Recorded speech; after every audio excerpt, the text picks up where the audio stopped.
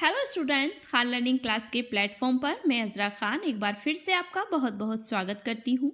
आशा करती हूँ आप सब बहुत अच्छे होंगे। अगर आप इस चैनल को पहली बार देख रहे हैं तो चैनल को सब्सक्राइब ज़रूर कर लीजिएगा और बेल आइकन प्रेस करना बिल्कुल ना भूलें, जिससे कि आप हमारी कोई भी लेटेस्ट अपलोड को मिस ना करें। तो आज की इस क्लास में हम बात करने वाले हैं इंडियन जीके मतलब भारतीय सामान्य ज्ञान के कुछ प्रश्नों की जो एग्ज़ाम में बार बार पूछे जाते हैं।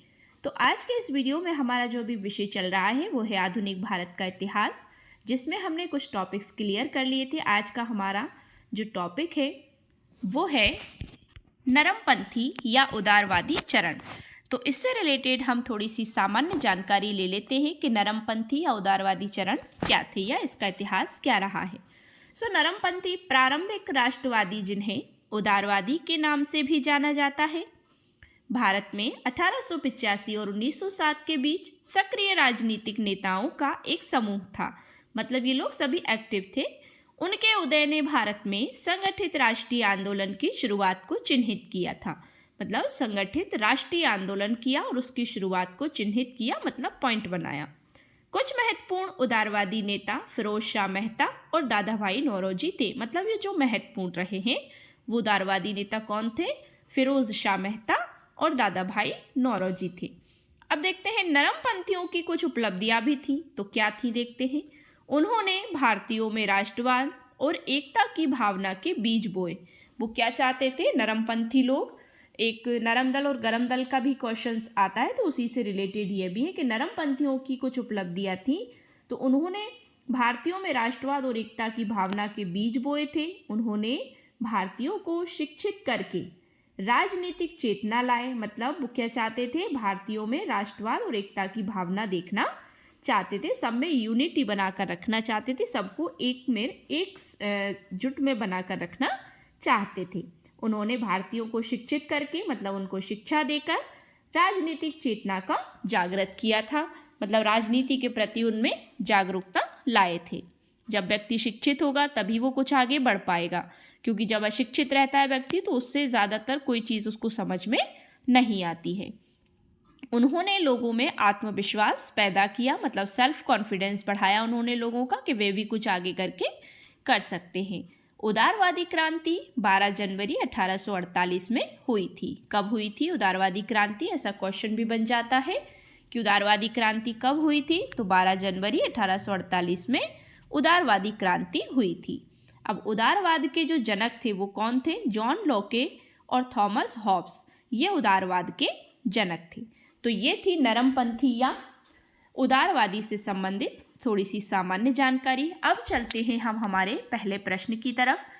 आज की इस वीडियो में हम 40 क्वेश्चंस क्लियर करने वाले हैं। तो चलिए वीडियो का पहला प्रश्न स्टार्ट करते हैं। पहला प्रश्न है 1885 ईस्वी में भारतीय राष्ट्रीय कांग्रेस की स्थापना के पीछे कुछ तात्कालिक कारण थे।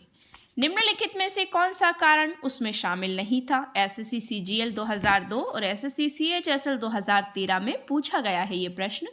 ऑप्शन नंबर ए है 1870 से 80 का द्वितीय आंग्ल अफगान युद्ध। ऑप्शन बी 1877 ईस्वी में दिल्ली में आयोजित शाही दरबार जब संपूर्ण भारत अकाल के चपेट में था। ऑप्शन सी 1883 ईस्वी का इल्बर्ट विधेयक विवाद। ऑप्शन डी 1878 का शस्त्र अधिनियम और भारतीय भाषा प्रेस अधिनियम। राइट आंसर ऑप्शन नंबर ए 1870 से 80 का द्वितीय आंग्ल अफगान युद्ध राइट आंसर हो जाएगा। नेक्स्ट क्वेश्चन है किस ब्रिटिश वायसराय ने 1880 के दशक के प्रारंभ में विदेशी शासन के विरुद्ध भारतीय असंतोष को बढ़ाने में महत्वपूर्ण भूमिका निभाई थी? यूपीपीएससी 2012 में पूछा गया ये प्रश्न। Option number A Ripon, option number B Lytton, option C Dufferin, option number D Northbrook. Right answer option number B Lytton हो जाएगा। नेक्स्ट क्वेश्चन है लिटन द्वारा प्रस्तावित वैधानिक जनपद सेवा स्टैट्यूटोरी सिविल सर्विस जिसके तहत परीक्षा की आयु 21 वर्ष से घटाकर 19 वर्ष कर दी गई थी, कब लागू हुआ था? मतलब लिटन द्वारा प्रस्तावित वैधानिक जनपद सेवा स्टैट्यूटोरी सिविल सर्विस वैधानिक जनपद सेवा, जिसके तहत परीक्षा की आयु 21 वर्ष से घटाकर 19 वर्ष कर दी गई थी, ये कब लागू हुआ था एक्ट? 1882 ईस्वी में, 1875 ईस्वी में, 1878 ईस्वी में या 1880 ईस्वी में? So right answer option number C 1878 ईस्वी में लागू हुआ था। नेक्स्ट क्वेश्चन है, 19वीं सदी के अंतिम चतुर्थांश में वह कौन सा तत्व था जिसने भारत में एक समान राष्ट्रीय दृष्टिकोण के उत्थान में एक महत्वपूर्ण भूमिका निभाई? ऑप्शन ए देश का प्रशासनिक एवं आर्थिक एकीकरण, ऑप्शन बी पाश्चात्य विचार एवं शिक्षा, ऑप्शन सी प्रेस एवं साहित्य की भूमिका एवं भारतीय अतीत का पुनः अन्वेषण, ऑप्शन डी उपर्युक्त सभी। So right answer option number D उपर्युक्त सभी, मतलब तीनों विकल्प सही है। Next question is that Ilbert bill विवाद किस वायसराय के कार्यकाल में उभरा? Option A Ripon, option B Lytton, option C Dufferin, option D Northbrook. So right answer option number A Ripon के कार्यकाल में उभरा था। नेक्स्ट क्वेश्चन है, 1905 में बंगाल विभाजन किस वायसराय ने किया? ये सभी जानते हैं कि बंगाल विभाजन कब हुआ था, सो 1905 में हुआ था। वो किस वायसराय ने किया था? Option A Lord Hardinge, option B Lord Curzon, option C Lord Lytton, option D Lord Minto. So right answer option number B Lord Curzon ने किया था। अगला क्वेश्चन है, भारतीय राष्ट्रीय कांग्रेस का प्रथम मुस्लिम प्रेसिडेंट कौन थे? Option A Rafi Ahmed Kidwai, option B M A Ansari, option C Badruddin Tyabji, option D Abul Kalam Azad. So right answer option number C Badruddin Tyabji इसके मुस्लिम प्रेसिडेंट थे। नेक्स्ट क्वेश्चन है, किसने कहा ब्रिटिश शासन एक स्थायी बढ़ता हुआ तथा लगातार बढ़ता हुआ विदेशी आक्रमण है जो धीरे धीरे ही सही मगर पूरी तरह देश को नष्ट कर रहा है? Option A O Hume, option B Surendranath Banerjee, option C Gopal Krishna Gokhale, option D Dadabhai Naoroji. So right answer option number D Dadabhai Naoroji इसका राइट आंसर हो जाएगा। नेक्स्ट क्वेश्चन इज दैट भारतीय राष्ट्रीय कांग्रेस के प्रथम सत्र की बैठक में कितने प्रतिनिधियों ने भाग लिया था? Option A 72, option B 86, option C 93, option D 101 मतलब 101। So right answer option number A 72 मतलब 72 प्रतिनिधियों ने भाग लिया था। नेक्स्ट क्वेश्चन, निम्नलिखित में से किसने भारतीय राष्ट्रीय कांग्रेस की अध्यक्षता 2 बार की? Option A George Yule, option B Wedderburn, option C Kadambini Ganguly, option D इनमें से कोई नहीं। So right answer option number B Wedderburn हो जाएगा। नेक्स्ट, निम्नलिखित में किसने एक सार्वजनिक भाषण में राष्ट्रीय कांग्रेस पर हमला किया तथा उसे जनता के एक बहुत सूक्ष्म भाग मतलब माइक्रोस्कोपिक माइनॉरिटी का प्रतिनिधि बनाकर उसकी हंसी उड़ाई? Option A Northbrook, option B Lytton, option C Dufferin, option D Curzon. So right answer option number C Dufferin हो जाएगा। नेक्स्ट, भारत के पहले लोक संघ लैंड होल्डर्स सोसाइटी की स्थापना कब हुई थी? ऑप्शन ए 1838 ईस्वी, ऑप्शन बी 1835 ईस्वी, ऑप्शन सी 1836 ईस्वी, ऑप्शन डी 1837 ईस्वी। So right answer option number D 1837 ईस्वी में हुई थी। नेक्स्ट है, लैंड होल्डर सोसाइटी की स्थापना किसके कल्याण के लिए की गई थी? Option A zamindar, option B किसान, ऑप्शन सी शिल्पकार, ऑप्शन डी उपर्युक्त सभी। So right answer option number A zamindar हो जाएगा। नेक्स्ट है, दादा भाई नौरोजी ने 1866 ईस्वी में ईस्ट इंडिया एसोसिएशन की स्थापना कहाँ की? बम्बई, लंदन, ग्लासगो या Aberdeen? So right answer option number B London में की थी। अगला क्वेश्चन है, 1870 ईस्वी में पूना सार्वजनिक सभा की स्थापना किसने की? Option A Bal Gangadhar Tilak, option B Gopal Krishna Gokhale, option C Mahadev Govind Ranade, option D उपर्युक्त सभी। So right answer option number C Mahadev Govind Ranade ने की थी। अगला क्वेश्चन है, किसने कहा था भारतवर्ष तलवार के बल पर जीत गया था और तलवार के बल पर ही उसे ब्रितानी कब्जे में रखा जाएगा? ऑप्शन नंबर ए है लैंसडाउन ने, option B Curzon, option C Dufferin, option D Elgin. So right answer option number D Elgin ने कहा था। नेक्स्ट क्वेश्चन, किसने कहा था हमें मर्दों की तरह खुलकर कहना चाहिए कि हम अपनी मज्जा तक राजभक्त हैं, हमें अंग्रेजी राज्य से हुए फायदों का ज्ञान है? Option number A Dadabhai Naoroji, option B SN Banerjee, option C Firoz Shah Mehta, option D इनमें से कोई नहीं। So right answer option number A, Dadabhai Naoroji ने ऐसा कहा था। नेक्स्ट है, किस उग्रवादी नेता ने उदारवादियों के संबंध में कहा था, यदि हम साल में एक बार मेंढकों की तरह टर्रा टर्रा करके चुप होते रहें तो हमें कभी अपने प्रयासों में सफलता नहीं मिलेगी। मतलब ये कथन किसने कहा था? लाला लाजपत राय, option B Bal Gangadhar Tilak, option सी विपिन चंद्र पाल, ऑप्शन डी इनमें से कोई नहीं। सो राइट आंसर बाल गंगाधर तिलक ने कहा था।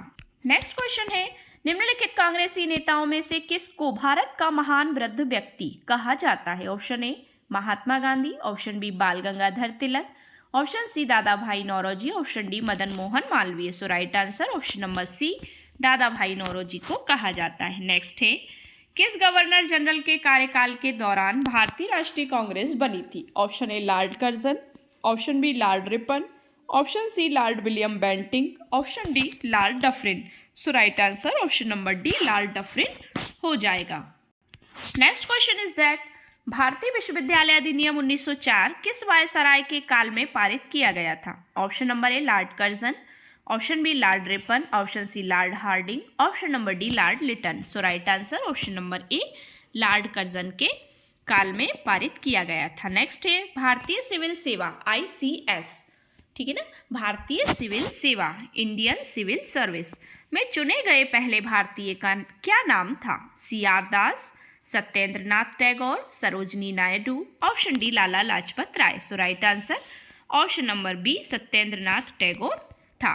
नेक्स्ट है, इंडियन नेशनल कांग्रेस के संस्थापक कौन थे? Option A Womesh Chandra Banerjee, option B Michael Hume, option C Allan Octavian Hume, option D Mahatma Gandhi. So right answer option number C, Allan Octavian Hume.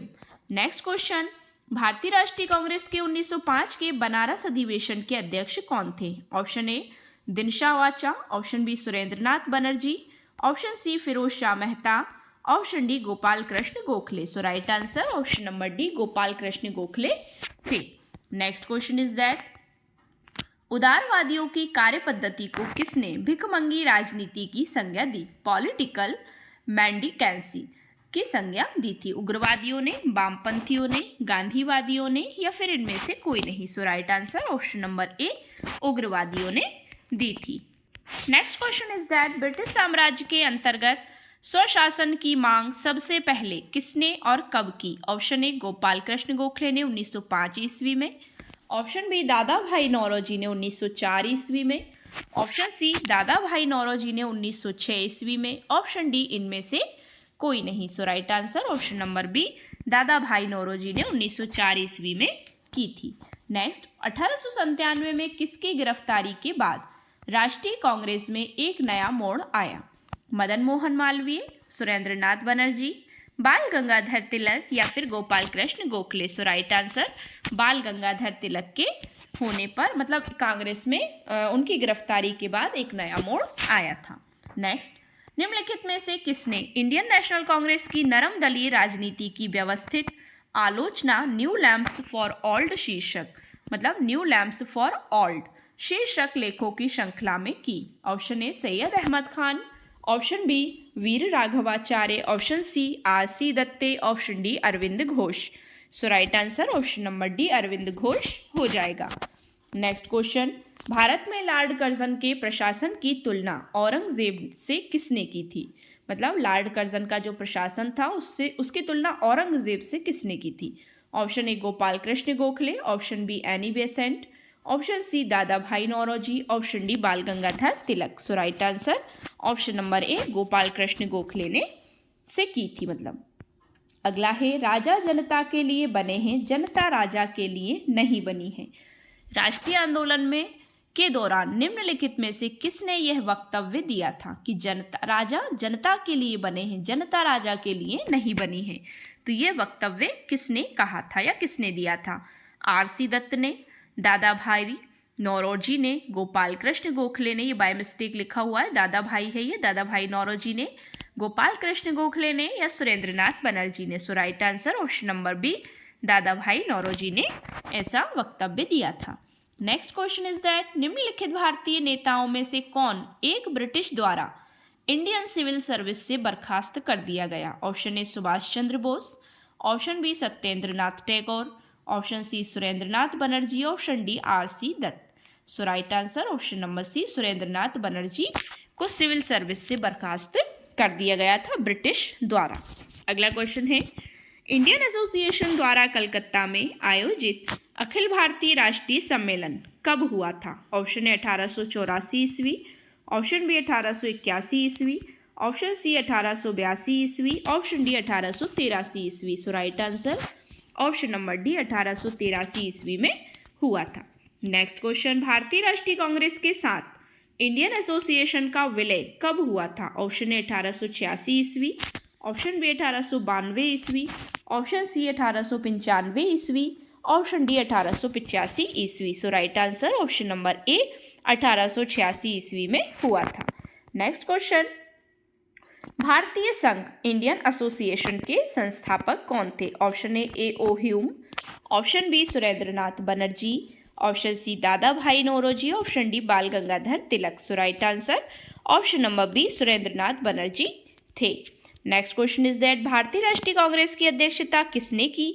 Option number ए गणेश अगरकर ने, ऑप्शन बी बाल गंगाधर तिलक ने, option C Dadabhai Naoroji ने, option number D Firoz Shah Mehta ने। So right answer क्या हो जाएगा? Option number C Dadabhai Naoroji ने की थी। नेक्स्ट क्वेश्चन इज दैट भारतीय राष्ट्रीय कांग्रेस में निम्न में से किसको नरम दलीय नेता के तौर पर नहीं जाना जाता था? Option A Gopal Krishna Gokhale, option B MG Ranade, option C Dadabhai Naoroji, option D Bal Gangadhar Tilak. So right answer option number D Bal Gangadhar तिलक को नरम दलीय नेता के तौर पर नहीं जाना जाता था।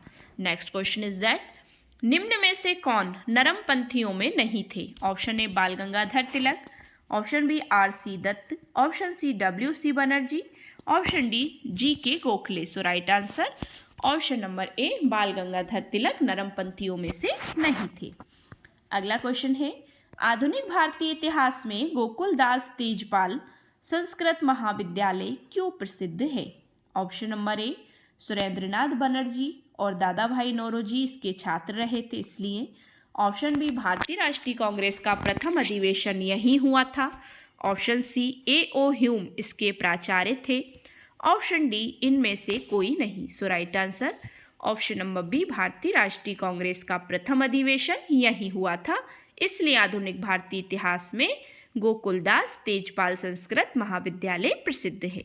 नेक्स्ट क्वेश्चन 1885 से 1905 के काल के भारतीय राष्ट्रीय आंदोलन में उदारवादी नेताओं का प्रभुत्व था।